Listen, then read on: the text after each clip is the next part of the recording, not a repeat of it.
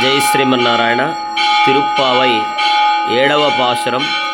கீசுகீசென்னெங்குமானைச்சாத்தன் கலந்து பேசின பேச்சரவம் கேட்டிலையோ பேயிப்பெண்ணே காசும் பிறப்பும் கலகலப்ப கைபேர்த்து வாசனரங்குடலாய்ச்சியர் மத்தினால் ஓசை பெடுத்தைரவம் கேட்டிலையோ நாயகப் பெண்பிள்ளாய் நாராயணன் மூர்த்தி கேசவனை பாடவும் நீ கேட்டே கிடத்தியோ தேசமுடையாய் திரவேலோரெம்பாவாய் ఆండాల్ తిరువడిగలే శరణం. 7వ పాశురంలో గోదా అమ్మవారు గోపికను నిద్రలేపుతూ తెల్లవారింది అనడానికి కొన్ని సూచనలు చేస్తోంది. తెల్లవారింది అనడానికి కొన్ని గుర్తులు చెబుతోంది. ఏవమ్మా ఇంకా నిద్రపోతూ ఉన్నావు?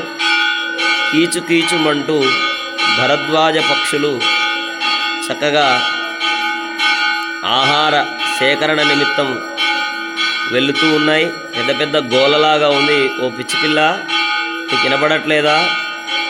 మెడలో ఉన్నటువంటి మంగళసూత్రాల పూసలు ఒకదానికొకటి తగులుకొని ధ్వనులు వినిపిస్తూ ఉన్నాయి. చేతులకు ఉన్నటువంటి గాజులన్నీ కూడా తగులుకొని పెద్ద పెద్ద శబ్దాలు వినిపిస్తూ ఉన్నాయి. స్త్రీలందరి యొక్క శిరోజముల యొక్క సువాసనలు వెదజల్లుతూ ఉన్నాయి. మజ్జిగ చిలుకుతూ ఉంటే ఆ సవ్వడి వినిపిస్తోంది. తెల్లవారుతోంది. నువ్వు మా అందరికీ నాయకురాలివి, నీవే ఇలా పడుకుంటే ఎలా?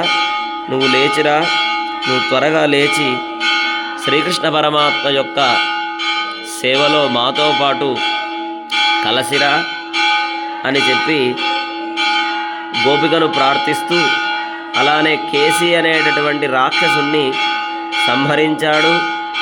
అటువంటి వీరుణ్ణి సూర్యుణ్ణి కీర్తించడం మనందరి యొక్క కర్తవ్యం. కాబట్టి నీవు మంచి తేజస్సు కలిగినటువంటి దానవు.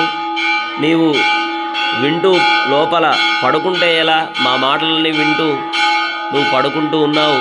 కాబట్టి లేచి మాతో పాటు ఈ వ్రతంలో పాల్గొను అని గోదా అమ్మవారు సవినయంగా గోపిక యొక్క గృహము వద్ద ప్రార్థిస్తూ ఉన్నది.